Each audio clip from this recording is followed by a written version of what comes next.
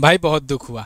भारत पाकिस्तान का cease fire कराने वाले, दुनिया भर के 8 से ज़्यादा युद्ध रुकवाने वाले महान पीस प्रेसिडेंट को आखिरकार नोबेल नहीं मिला। इस बार का नोबेल मिल गया है मारिया कोरिना मचाडो को। ये कौन है, आज की वीडियो में डिटेल से हम लोग जानेंगे। साथ ही साथ में मैंने, जैसे कि आप जानते हो, आज सुबह ही वीडियो अपलोड करके आपको बता दी थी कि क्यों नहीं मिलेगा नोबेल इनको, और हो सकता है अगली बार भी ना मिले पीस प्रेसिडेंट को। खैर, इन्होंने अपने आप को स्व घोषित कर लिया है कि ये पीस प्रेसिडेंट हैं। दुनिया भर में शांति लाने के लिए ये जाने जाते हैं और ये आगे भी शांति और अशांति लाते रहेंगे। अशांति ला करके तब शांति लाते हैं ये। खैर, इस पर मैंने आपको सुबह वीडियो दी थी, उसमें मैंने आपको डिटेल से बताया था कि नोबेल पीस कमेटी जो है वो किस प्रकार से नोबेल पीस पुरस्कार का चयन करती है और किस प्रकार से वो विजेताओं को घोषित करती है। हालांकि इजराइल के पीएम हों और इसके अलावा दुनिया भर के और तमाम लीडर्स हों, इवन पीएम मोदी ने भी इनको खूब बढ़िया से सम्मानित कर दिया था गाजा पीस प्लान को लेकर के। इन्होंने गाजा में शांति समझौता कराने का भी दावा कर दिया लास्ट अनाउंसमेंट से पहले ही। हालांकि इनका कई मामलों में एजुकेशन थोड़ा सा कमजोर नजर आता है। कई बार उल जलूल सी बातें कर देते हैं जो फैक्ट्स के बियॉन्ड होती हैं। जैसे मैंने आज सुबह वाली वीडियो में भी आपको बताया था कि नोबेल पुरस्कार देने की एक प्रक्रिया होती है, वो प्रक्रिया पूरी तरीके से फॉलो की जाती है और उस प्रक्रिया के तहत ये होता है, भाई नॉमिनेशन के पहले आपने जो काम किए हैं उसके लिए आपको दिया जाएगा। नॉमिनेशन के बाद, नॉमिनेशन आप कर दिए उसके बाद आप क्या करते हो, उसके लिए वो नोबेल की चयन कमेटी जो है वो जिम्मेदार नहीं होगी, उसको ये नहीं कंसीडर करेगी।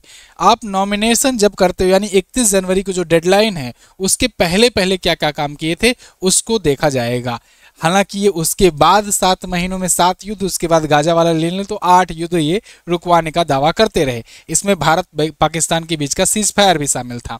हालांकि भारत पाकिस्तान के सीज फायर को भारत ने नहीं एक्सेप्ट किया कि कोई तीसरा इन्वॉल्व था, इसलिए इन्होंने भारत को कड़ी सजा भी दी इसको लेकर के। 50% टैरिफ हो, या फिर चाबहार पोर्ट से वेवियर हटाना हो, या फिर H1B वीजा पर चोट पहुंचाना हो, या फिर इंडिया के फार्मास्यूटिकल प्रोडक्ट पर 100% का टैरिफ लगाना हो।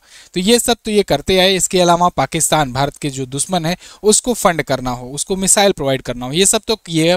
लेकिन फिर भी भारत ने एक्सेप्ट नहीं किया कि हमारे और पाकिस्तान के बीच में युद्ध में आप इन्वॉल्व थे और आपने मध्यस्थता करके आपने हमको कहा तो हमने युद्ध रोका है। हालांकि अभी भी ये बात दोहरा रहे हैं। खैर, इन सबको दरकिनार करते हुए हम लोग आ जाते हैं मेन टॉपिक पर कि ये मारिया कोरिना मचाडो कौन है और इनको नोबेल क्यों मिला है और ट्रंप को ना देकर के इनको क्यों दिया गया। क्योंकि 338 नॉमिनेशन थे जिसमें नाम भी थे और संस्थाएं भी थे, मतलब इंडिविजुअल्स भी थे और ऑर्गेनाइजेशंस भी थे। उन सब को पीछे करते करते ये मारिया कोरिना मचाडो कौन आ गई जिन्होंने जीत लिया इस बार का नोबेल। और खास बात, ये लाइन इनके ही दुश्मन देश से मिल गया। मतलब आप समझो, अमेरिका और वेनेजुएला में काफ़ी दिनों से ठनी हुई है। वेनेजुएला की गवर्नमेंट को ये बिल्कुल एक्सेप्ट नहीं करते हैं।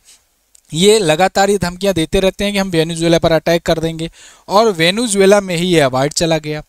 बात अलग है वो कि वेनेजुएला में जो अवार्ड जिसको गया है, ये मारिया जो है ये वहाँ की एंटी गवर्नमेंट है, मतलब कि ये विपक्ष की लीडर है और ये अक्सर वहाँ पर लोकतंत्र को लेकर के प्रोटेस्ट करती रहती हैं और इसीलिए इनके इसी कामों के लिए दिया गया है। आप देखिए 2025 का नोबेल मारिया कोरिना मचाडो, जो कि वेनेजुएला की राजनेता हैं, इनको दिया गया है। ये क्या करती हैं, इनको क्यों दिया गया है, नोबेल कमेटी ने क्या कहा है एग्जैक्टली?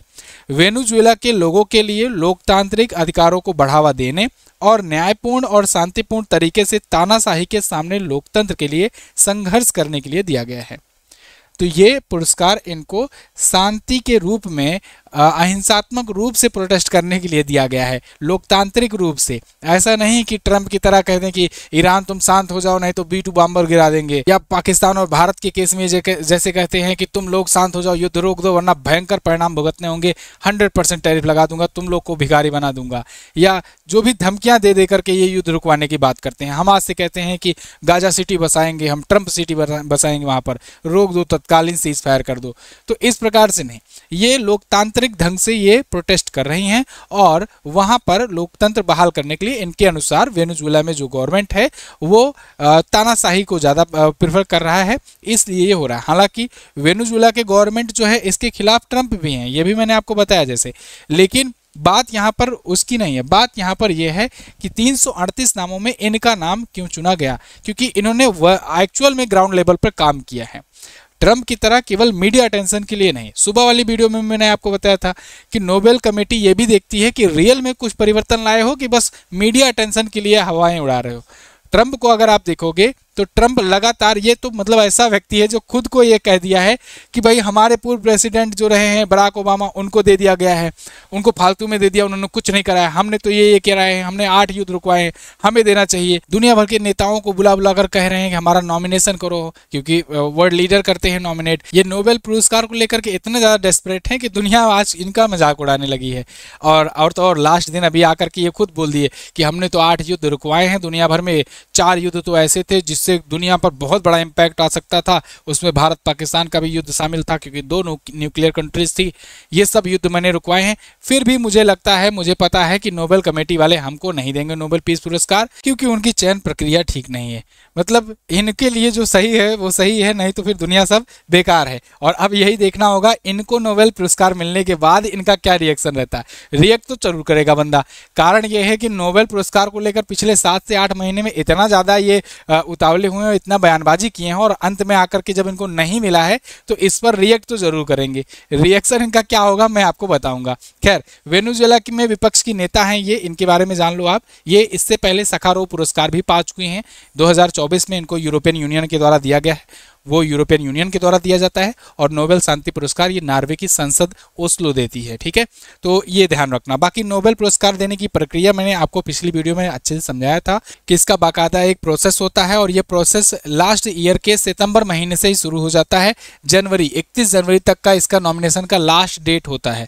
उसके बाद से फिर इसमें नए नॉमिनेशन नहीं आ सकते हैं फ्री तरीके से। हाँ, नोबेल कमेटी अगर किसी को ऐड करना चाहती है तो वो भले ऐड कर ले, बाकी और बाहरी नॉमिनेशन 31 जनवरी के बाद नहीं आ सकते हैं। और डोनाल्ड ट्रंप 20 जनवरी को प्रेसिडेंट ही बने हैं। 10 ही दिन में इन्होंने क्या ऐसा कर लिया था। नियम ये भी है उसका, नोबेल कमेटी का, कि भाई जब नॉमिनेशन कर दो उसके पहले जो काम किए रहोगे उसको देख करके हम नोबेल देंगे, उसके बाद जो काम करते हो उसके लिए नहीं कंसीडर किया जाएगा। हाँ, वो चीज़ अगले बार वाले में जरूर कंसीडर किया जा सकता है। तो इस बार तो नोबेल कमेटी ने ट्रंप साहब से माफ़ी मांग लिया है। अब अगली बार के लिए देखना होगा कि अगली बार ट्रंप क्या करते हैं, नोबेल इनको नेक्स्ट टाइम मिलता है कि नहीं। वैसे आप कमेंट करके बताओ क्या मिलता है इनको नोबेल की नहीं। अच्छा, एक क्वेश्चन और है, महात्मा गांधी जी को नोबेल क्यों नहीं मिला था? कमेंट करके बताइएगा। इसके अलावा अगर आप किसी एग्जाम की तैयारी करते हो तो गवर्नमेंट एग्जाम की तैयारी में करंट अफेयर और स्टैटिक जीके का एक महत्वपूर्ण रोल रहता है। इसका वीडियो कोर्स मैंने लाया हुआ है और इस वीडियो कोर्स की वैलिडिटी आपको लाइफ टाइम मिल रही है। ये चैप्टर वाइज कंटेंट आपको प्रोवाइड करता है और इसमें ई बुक्स भी आपको दी जाती हैं, वीडियोज़ भी दी जाती हैं, PDF फाइल भी दी जाती हैं, क्लास नोट्स भी, और तो और स्टैटिक जीके की भी ऐसी सारी क्लासेस मिलती हैं। ये एडमिशन ओपन है, आप जाकर के संकल्प बैच 2025 ज्वाइन कर सकते हो। यूपीएसआई, एमपीएसआई, बिहार एसआई या दिल्ली पुलिस एसआई के लिए आपका मूल विधि और संविधान की बुक आ गई है, जो कि नए कानूनों पर आधारित है, यानी BNS, BNSS और BSA पर आधारित है। इसको आप ले सकते हो। सारी चीज़ें आपको मिलेगी हमारे एप्लीकेशन MJT ऐप पर। MJT ऐप डाउनलोड करो और वीडियो कोर्स में जाकर वीडियो कोर्स और ई बुक सेक्शन में जाकर ई बुक ले सकते हो। Thank you so much. मिलेंगे किसी अगली अपडेट में, तब तक के लिए नमस्कार, जय हिंद, वंदे मातरम।